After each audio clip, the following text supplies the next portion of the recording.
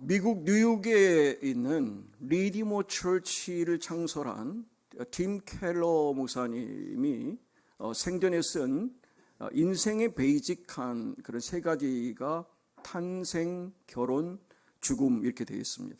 그런데 이 죽음에 관하여라고 하는 책 속에서 사랑하는 이의 죽음 어떻게 받아들이고 감당할 것인가를 묻고 그는 이렇게 대답합니다. 충분히 슬퍼하되 깊은 소망을 품으세요. 이렇게 권면합니다.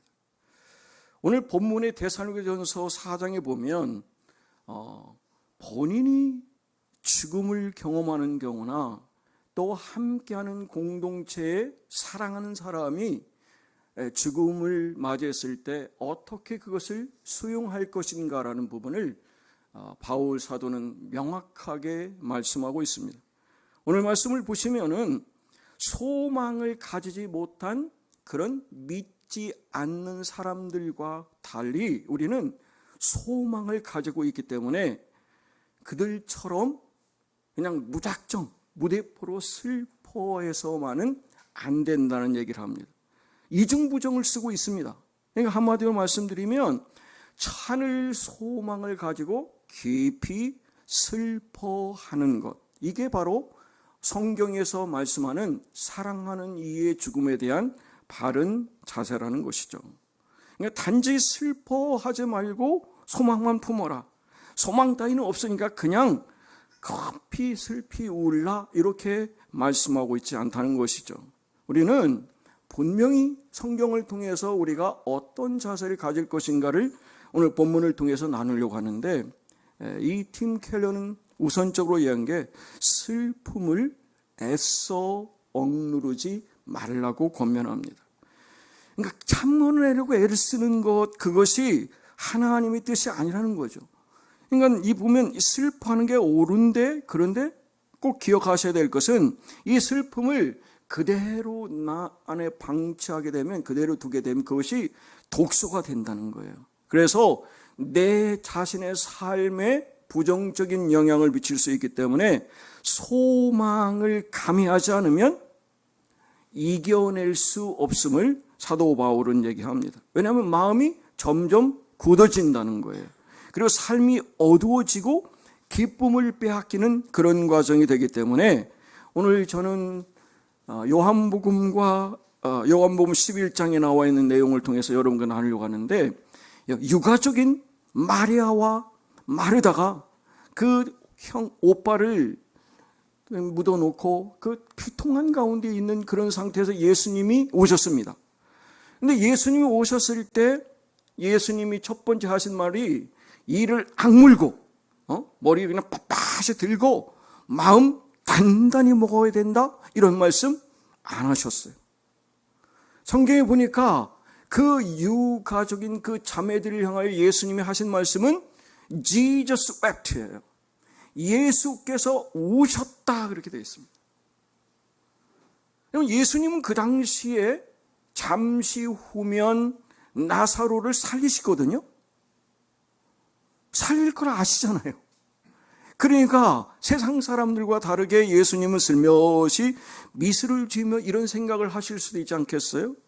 잠시 후면 다들 내가 하려는 일을 볼 거다. 다 잘 될 거야. 그러니 너무 슬퍼하거나 노하지 말아라. 이렇게 얘기할 수 있는데 예수님 보니까 울고 슬퍼하고 분노하셨다. 그래서 오늘 본문을 보니까 속으로 비통하게 여기시면서 분노까지 하셨다라는 거예요. 세상을 만드신 창조주이신 예수님이 왜 이러셨을까요? 그 이유는 죽음은 하나님께서 만드신 이 땅의 창조물이 아니라는 사실입니다. 하나님은 이 땅을 지으실 때에 우리를 영원히 살도록 우리를 만드신 거예요. 에덴 동산에서 영원히 살게 하신 거거든요. 우리가 나이가 들어 점점 쇠해지는 것이 아니라 갈수록 하나님의 형상과 모습을 닮아서 더 하나님다운 아름다운 그런 토부의 모습을 갖는 것이 하나님의 우리를 향한 데스티니, 예정하심이거든요. 그런데 하나님의 뜻이 아닌 인간의 죄로 말미암아 죄가 사망을 가져온 거예요. 바로 예수님 이 침입자인 죽음을 향하여 분노하시고 노하신 것입니다. 그래서 로마서 8장에 보면 이런 말씀이 있거든요.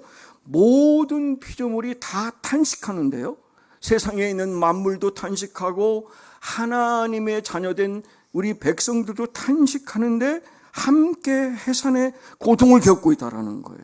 이거는 장차 하나님께서 이 땅에 예수님이 나팔과 함께 호령을 하고서 이 재림하실 때 먼저 우리보다 앞서간 믿음의 사람들이 부활하고 우리도 부활하는데 우리의 몸이 아니라는 겁니다, 여러분. 예수님이 부활하셨을 때 거룩한 영성체를 입은 것처럼 우리도 그 모습으로 바뀌게 된다.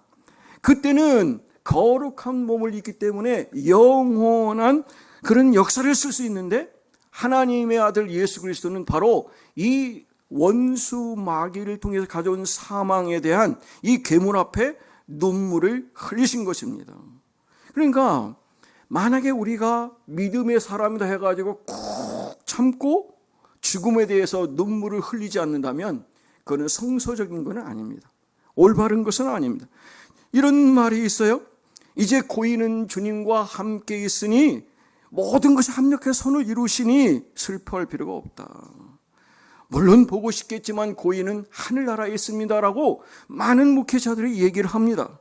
그러나 그것은 예수님도 알고 계셨어요. 그런데 예수님이 알고 계심에도 불구하고 왜 예수님이 우셨을까요?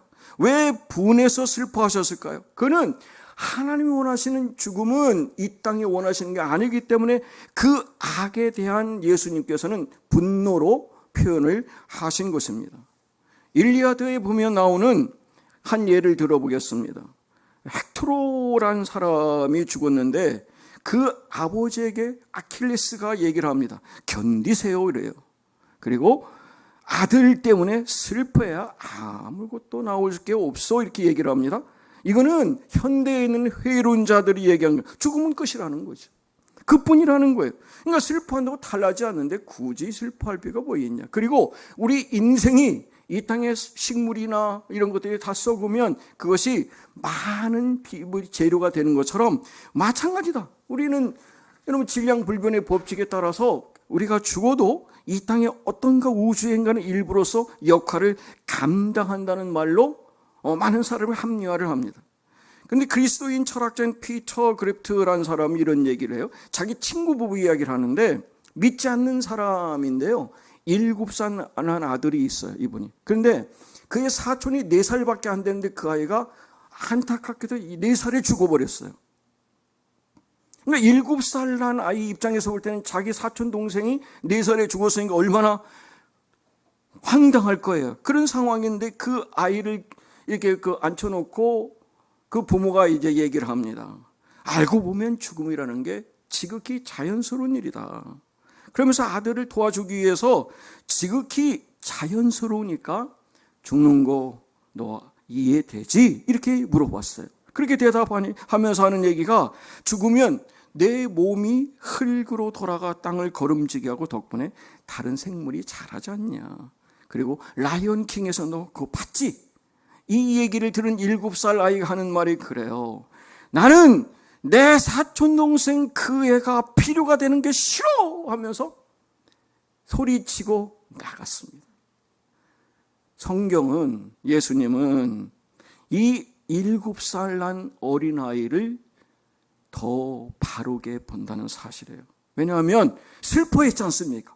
그는 분노했습니다. 탄식했습니다. 그런 부분이죠.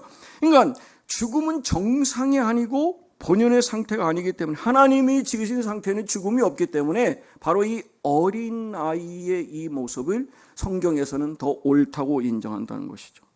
사랑하는 여러분, 우리가 심정적으로도 그렇고 믿음적으로 우리는 틀림없이 아는 게 있습니다.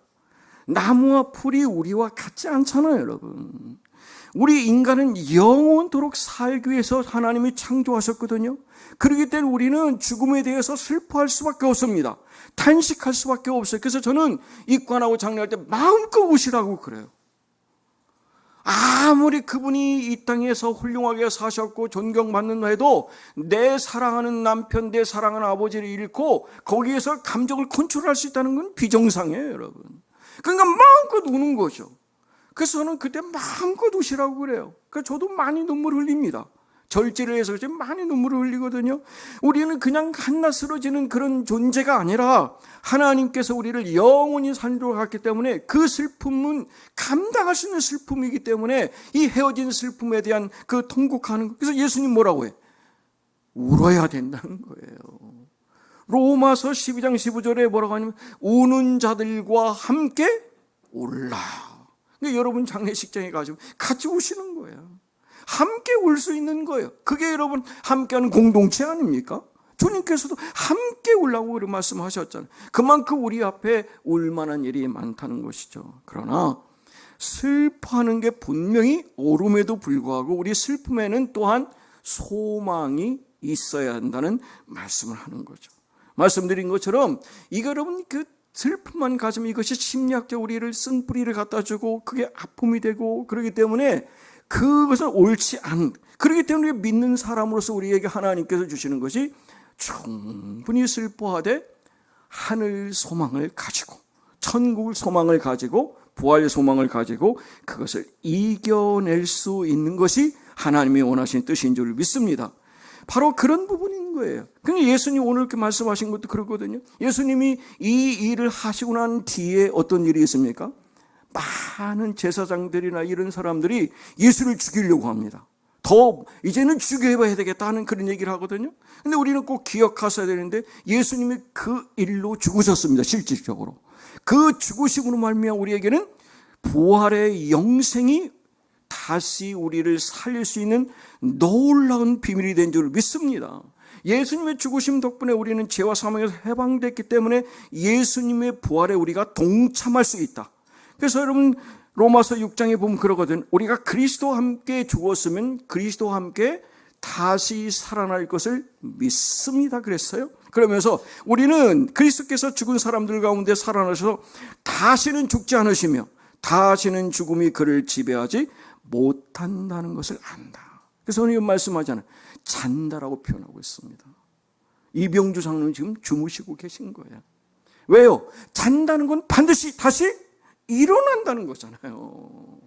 그러니까 믿음의 선배들이 지금 잠시 아브라함 품에서 잠시 낙원에서 쉬고 자고 있는데 하나님께서 다 준비되게 하시면 예수님이 이 땅에 오셨을 때 우리 모두가 그 부활의 영광의 거룩한 몸을 입고 주님과 함께 하늘나라에서 영원한 그때는 만남을 가지고 부둥켜 안고 찬양하고 영광 돌릴 줄 믿습니다. 그것이 예수님이 이 땅에 죽음을 정복하셨기 때문에 더 이상 죽음은 우리의 것이 아니라는 거예요. 그래서 여러분 사망아 너희가 쏘는 게 어딨냐 이거예요. 무덤문 열고 주님이 올라오셨고 그리고 그 주님께서 우리에게 똑같은 부활의 영성체를 주셨기 때문에 우리에게도 그 놀라운 부활의 그 기쁨과 감격이 있기 때문에 슬퍼하지만 말고 이 소망으로 슬픔을 이겨내는 저와 여러분 되시기를 주님의 이름으로 축복합니다. 팀 켈러 목사님이 좋은 비유를 들은 거 한번 소개해 드리려고 합니다. 이분이 그런 얘기를 하셨어요. 예전에 여러분 고기를 이렇게 냉장 시설이 없을 때는 어떻게 소금을 쳐가지고 걔를 잘 이렇게 보관하잖아요. 오래 보관하죠. 그러니까 소금에 절이면 고기가 썩지 않기 때문에 그렇습니다. 그러니까 슬픔도 소망이란 이 소금을 치지 않으면 고기처럼 상할 수 있다라는 거예요. 이게 참 마음에 와닿아요. 그러니까 죽음 앞에 슬퍼하고 격노하는 것은 틀림없이 맞는데 그러나 그리스도인 소망이 있기에 마치 고기에 소금을 바르듯이 그 소망을 슬픔과 분노에 바르고 그것이 바로 바른 믿음이다. 그래서 억누르거나 절망하고 굴하는 건 옳지 못하다는 얘기를 하고 있습니다. 그래서 저는 이런 부분에서 보면 우리가 이 슬픔에 소망을 잘 소금처럼 절이면 지혜와 긍휼과 겸손과 그 사랑으로 하나님은 이겨내는 힘을 주실 줄 믿습니다. 그게 바로 믿는 사람이 다른 거죠. 그렇게 슬퍼하고 낙심하고 절망하지 않을 수 있는 분명한 이유가 되기 때문에 그렇습니다. 팀 켈러가 지금 돌아가셨습니다만 이분도 살아 계실 때 갑상선암을 경험했습니다. 그래가지고 병원에 갔는데 병원 의사의 표정이 좋지 않으니까 이 사람이 걱정이 되니까 아유 이거 큰일 났구나.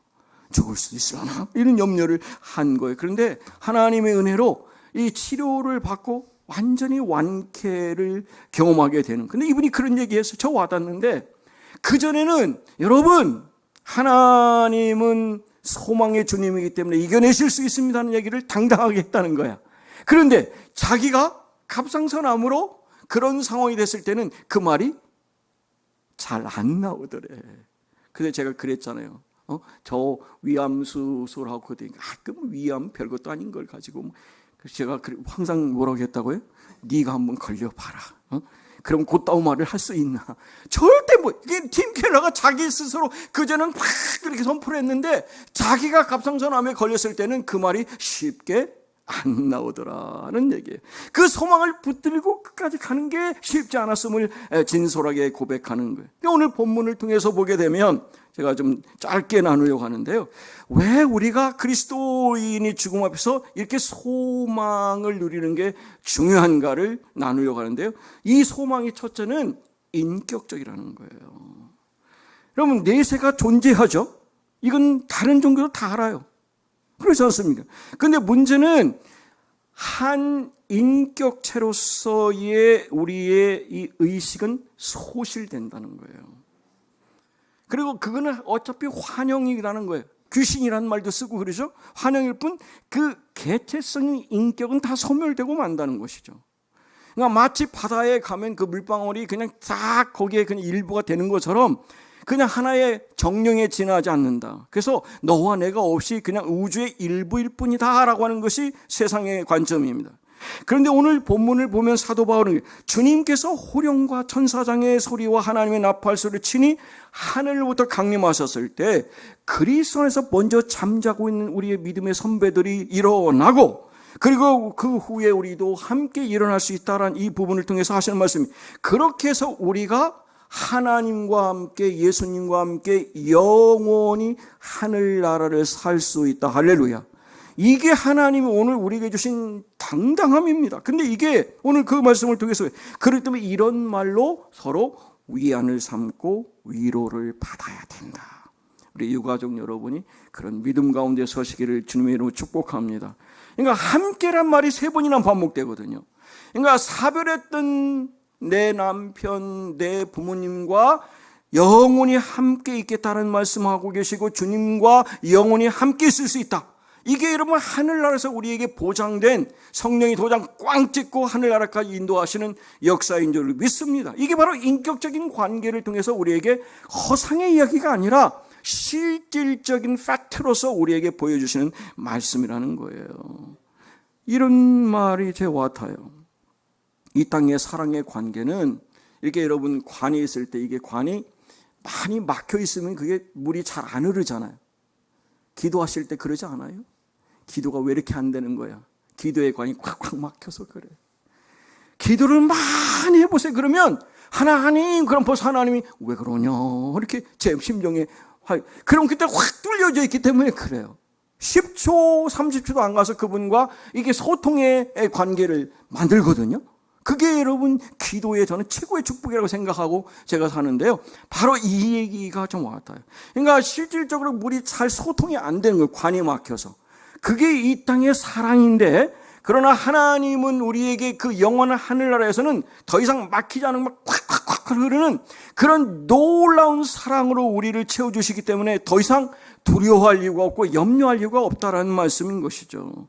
만약 이 땅에서 사는 그냥 갈수기처럼 물이 탁 말라버린 게 아니라 늘 충만한 가운데 있을 수 있는 그 인격적인 하나님이 우리와 함께 하시는 은혜가 천국에서 우리가 누리는 은혜인 줄 믿습니다. 두 번째로 이 소망은 물리적이다라는 거예요. 오늘 말씀을 보니까 이러거든요. 우리가 그냥 천국 간다 이렇게 하지 않았고 그리스도 안에서 잠자는 자들이 죽은 자들이 일어난다 그러잖아. 부활한다는 겁니다. 다시 일어난다는 거예요. 무덤에서 일어난다는 것이죠. 육체가 땅으로 갔습니다만 다시 육체가 영과 함께 거룩한 몸을 이루는 거예요. 예수님이 이 땅에 오셔서 부활하셨을 때 분명히 말씀하셨거든요. 나는 영이 아니다는 거예요. 귀신이 아니라는 거예요. 혼만 있는 게 아니라 그분은 어떤 걸 갖고 계셨어요? 살과 뼈를 갖고 계셨어요. 그래서 여러분, 예수님께서 야, 먹을 거 없냐? 그러시면서 어떻게 하셨어요? 드셨잖아요, 여러분. 바로 이것이 하늘나라에서 우리가 누릴 수 있는 축복이라는 겁니다. 왜? 하나님은 그냥 이 땅에 영으로서만 우리가 살다가 가는 그런 존재가 아니라 더 이상 그런 것이 새 하늘과 새 땅을 통해서 고난도 없고 눈물도 질병도 없는 그런 물리적인 실질적인 세상, 그 세상을 우리에게 보여주신다. 더 이상 그는 무형이 아니라 우리에게 모든 유령처럼 떠돌아가는 그런 존재가 아니라 예수님처럼 우리도 먹고 걷고 마시고 서로 부둥켜 안을 수 있고 우리의 입을 통해서 찬양할 수 있는 곳, 그것이 우리와 함께 계신 하나님, 또 예수님, 그분과 함께는 하늘나라인 줄 믿습니다. 그래서 주님이 나는 부활이요 생명이라고 하셨고, 나를 믿는 자는 죽어도 살겠고 살아서 믿는 자는 영원히 죽지 않겠다. 이것을 뭐라고 해요? 이것을 내가 믿느냐 그러시잖아요. 사랑하는 여러분, 믿으시죠? 그 놀라운 역사를 사도 바울은 고린도후서 5장에서 말해, 만일 땅에 있는 우리 장막집이 무너지면, 우리 인생의 장막집이 무너지면 하나님이 지으신 집, 손으로 지은 것이 아니고 하늘에 있는 영원한 집이 우리에게 있는 줄 믿습니다. 그래서 여러분 뭐라고 해요? 그걸 덧입는다는 거예요, 여러분. 우리 육체가 다 사라지는 게 아니라 우리 육체에 거룩한 영성체로 옷을 입습니다. 제가 입관식에 말씀드려요. 거룩의 옷을 입었습니다. 의의 옷을 입었습니다. 영생 옷을 입었다고 말씀드렸어요. 그 옷을 입고 하나님 나라 가는 줄 믿습니다. 이것을 우리에게 보증해 주시기 위해서 성령으로 도장을 꽝 찍으셨다라고 고린도후서 5장 1절에서 5절에 말씀하고 있습니다. 그러니까 우리의 몸만 벗는 게 아니라 하나님은 분명히 우리에게 영성의 부활을 주신다. 그래서 이렇게 말씀하거든요. 우리가 다 잠들 것이 아니라 다 변화할 텐데 눈 깜짝할 사이에 호련히 바뀐다는 거예요. 너무 감사하잖아요, 여러분. 우리가 그렇게 최고의 아름다운 모습으로 호련히 바뀌어가지고 썩을 몸이 썩지 않고 죽을 몸이 죽지 않을 걸 입을 때 하나님의 말씀이 이루어진다. 그 놀라운 은혜 가운데서는 저와 여러분 되시기를 주님의 이름으로 축복합니다. 세 번째로, 이 소망은 기쁨으로 충만하다는 거예요. 그러니까 여러분, 인격적이고 물리적일 뿐만 아니라 기쁨이 넘치는 소망이라는 거죠. 오늘 말씀에 보면 우리가 항상 주와 함께 있으리라. 임마누엘, 하나님께서 우리와 영원히 함께 계시는 곳, 그곳에서 계시는데 이렇게 얘기를 하거든요.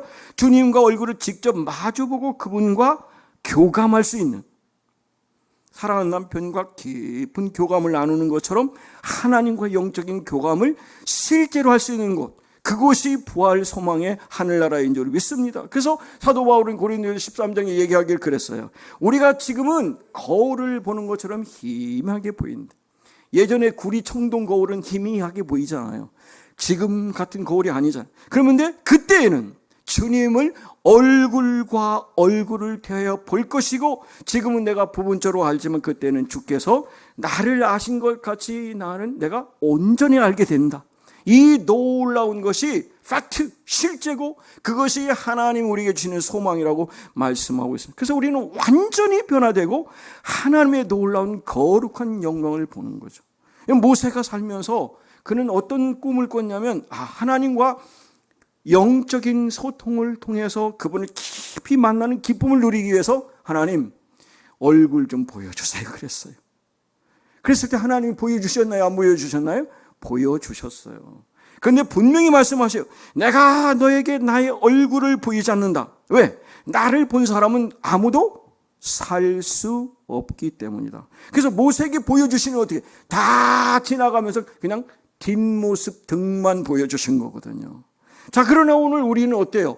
하나님이 예수님을 통해서 우리에게 영광을 보여주셨기 때문에 믿음 가운데 우리는 영광의 주님을 바라볼 줄 믿습니다.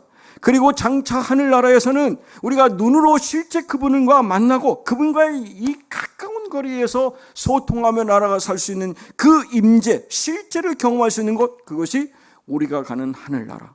그 나라에서 우리 모두 거룩한 몸으로 변화돼서 하나님의 역사를 쓰게 되는데, 사도 바울이 그래요. 이 소망은 우리를 실망시키지 않는데요. 하나님께서 우리에게 주신 성령을 통해서 그의 사랑을 우리 마음속에 pour out, 퍼부어 주셨다는 거예요. 그러니까 그 충만함으로 살 수 있다는 거예요. 그게 저는 최고의 인생인 것 같습니다. 우리 장로님 9개월 정도를 제가 그분을 뵀는데 참 너무 저한테 도전이 돼. 저는 기뻤습니다. 장례를 치르는 동안 힘들다는 생각 한 번 안 들어요. 왜? 너무 기쁘니까, 감사하니까. 그래서 참 저렇게 살아가시면 목사로서 이 장례 치르는 게 너무 기쁨이 넘쳐요.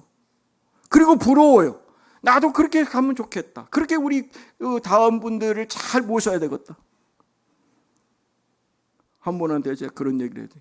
이제 앞으로 장례식장 자주 올 텐데요. 그랬더니 그럼 우리 빨리 축구를 하나 하는 생각을 어떤 권사님이랑 나눴는데 어차피 하나님 부르시면 가야지 뭐. 그렇지 않습니까? 근데 잘 모시고 싶어요. 정말로. 우리 서금석 권사님 저한테 예약했어요. 뭐. 자기 잘 좀 모셔 달래요. 그 함께하는 게 열심히 나올 테니까 그랬는데 정말 여러분 잘 모시고요. 그러나 하늘나라 가는 거는 좀 나중에 가시면 좋겠어. 에? 그렇게 막 가시면 어떡하냐고. 그러니까 여러분 오래오래 사시고 그러나 우리 이병조 장로님의 그 걸어가신 길을 여러분 우리가 잘 보시면서 그 길을 따라가는 저 여러분들에게 원합니다. 그래서 여러분 우리 모두가 기쁨 속에 감격 속에 자녀들도 그렇게 더 할 수 없음에 감사하는 그런 모습을 보면서 목회자로 너무 기쁜 거예요.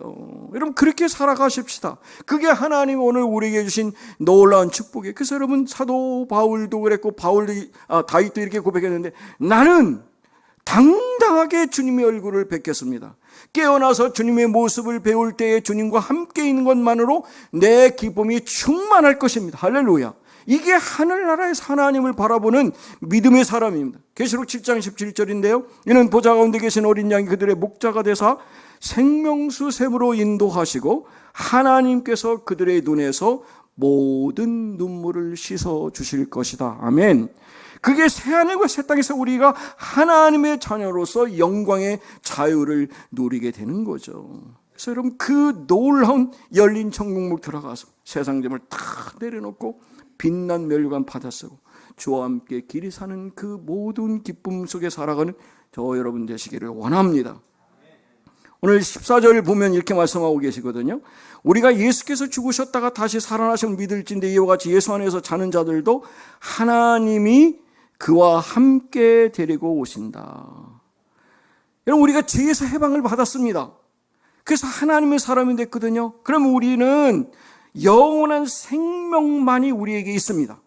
더 이상 죄로 인한 심판이 없습니다. 하나님은 우리에게 온전한 예수 그리스도의 은혜를 통해서 예수 그리스도 안에 있는 자에게는 결코 정죄함이 없다라고 로마서 8장에 말씀하고 있습니다. 그렇기 때문에 우리는 실질적으로 이 놀라운 일이 하나님이 약속한 분명한 보증된 일을 예수님을 통해서 말씀해 주세요. 마가복음 5장에 보면 여러분 소녀가 죽어 있습니다. 그 소녀를 향하여 예수님께서 가셔가지고 하신 말씀이 뭐냐면 달리다굼 이렇게 얘기했거든요. 근데 쉽게 말씀하면 아이야 일어나라 그랬어요. 아이야 일어나라 그런 거예요. 근데 일어날 때 뻘떡 일어났네. 할렐루야. 우리가 그렇게 일어날 수 있다는 거예요. 그게 실제고 우리가 누릴 수 있는 그 역사라고 하는 거예요. 그 예수님 이렇게 냉혹하고 무자비한 난공불락인 이 죽음이라는 세력을 당당하게 물리치시고 손으로 붙잡아 그들을 세우신 것처럼 우리를 세우셔서 하나님의 역사를 쓰게 하실 줄 믿습니다. 예수님 이렇게 말씀하시거든요. 내가 내 손을 잡으면 내가 은혜 안에서 믿음으로 나를 알면 아무것도 너를 해칠 게 없다. 심지어 죽음이 닥쳐와도 그저 단잠에서 깨어난 것 같다. 내 손에 붙들려만 있으면 너는 죽는다 해도 도리어 더 나아질 것이다. 영광을 볼 것이다. 그것이 하나님이 오늘 우리에게 주시는 이 놀라운 축복입니다. 말씀을 정리하겠습니다. 이 시대에 우리 문화 속에서 죽음을 입에 올려도 되는 곳이 어디예요? 장례식장이잖아요. 장례식장에 참여하는 이유는 사람마다 아마 다를 겁니다. 고인의 생애를 기리면서 유가족을 위로하는 것도 하나인데 동시에 생각하는 게 뭐예요? 언젠가 내 장례식 때문에 사람들이 올 날이 분명히 있겠구나. 나의 인생의 마지막 내 장례식에 누군가가 참여하는 그때가 있단 말이에요. 근데 이런 가면 어떤 생각이, 믿음도 생각나고 하나님도 생각나고 내 모든 문제가 생각이 나죠. 그런데 사람들은 어때요? 그게 내 친지나 가족이 아니면 갔다 오고 땡이야. 그냥 잊어버려. 그래갖고 또 자기의 삶을 살아가잖아요.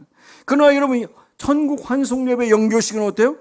시신을 앞에 놓고 드리는 거잖아요. 그러면 거기에 따라서 절망한 사람도 있습니다. 낙심하는 사람이 있는데 어떤 사람, 무시하는 사람이 있어요. 그러나 오늘 꼭 기억해야 되는데 충분히 슬퍼하되 산 소망을 갖고 더 이상 이 자체에 대한 것에 대한 분명한 부정이 아니라 영원한 평안을 그루기 위해서 마지막까지 그 기쁨과 감격에 살아가기 위해서는 이 산 소망 되신 주님과 함께 일어날 수 있어야 된다는 것이죠. 그때는 분명히 하나님의 놀라운 역사를 쓰게 하실 줄 믿습니다. 17세기 기독교 시인 조지 허버트가 이런 말을 했어요. 죽음은 한때 사형 집행인이었다 이거예요. 여러분, 죽음 앞에 누가 이길 수 있어요? 그러니까 사형 집행인이었는데, 그러나 예수 그리스도의 십자가의 복음 앞에서 한낱 그는 정언사로 전락했다.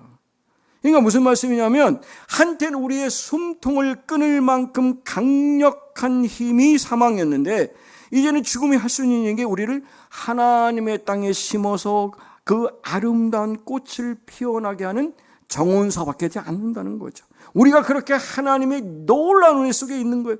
그러니까 사도 바울이 당당하게 사망아 너희 쏘는 것이 어디느냐라고 당당히 외칠 수 있었고, 하나님의 사랑이 나를 붙잡기 때문에 죽음도 사망도 두려움 없이 이길 수 있는 그 하나님의 사랑에 감사 감격한 로마서 8장이 저와 여러분의 고백이 되어야 될 줄 믿습니다. 더 이상 우리가 이곳에 매이지 않고, 모디 목사님 제가 간 건 말씀드립니다마는 이분이 그런 얘기를 했어요. 죽음을 앞두고 시카고 신문에 만약에 내가 죽었다는 보고가 실리면 절대로 믿지 말라는 거예요. 그 순간 나는 지금보다 더 생생하게 살아있을 것이다. 누구와 함께? 주님과 함께. 그래서 하나님의 그 믿음의 사람은 그 어떤 가운데도 슬퍼하되 소망을 품고, 그리고 하나님의 은혜 가운데 기쁨과 감격에 산 것입니다. 죽음 앞에 당당히 설 수 있습니다. 하나님의 역사를 쓸 수 있습니다. 그래서 저는 이 곡으로 마치려고 그래요. 찬송가 483장인데요. 죄가 하나도 없고 아무 병도 없는 영화롭고도 밝은 천국 올라가서 주와 함께 그곳에 길이 살겠으니 이런 소망의 삶은 참된 행복이라. 할렐루야. 그 은혜를 우리에게 부어주신 줄 믿습니다. 그래서 후렴에 이래, 주가 나의 이름 보좌 앞에 놓인 어린 양 생명책에 기억하옵소서. 아멘. 여러분 모두가 하나님 생명책에 기록됨을 믿으시고 그 믿음 속에 당당히 살아가다 믿음의 선배와 같이 우리도 그렇게 아름다운 이 교회의 전통을 세우는 저와 여러분의 복된 인생이 되시기를 주님의 이름으로 축복합니다. 아멘.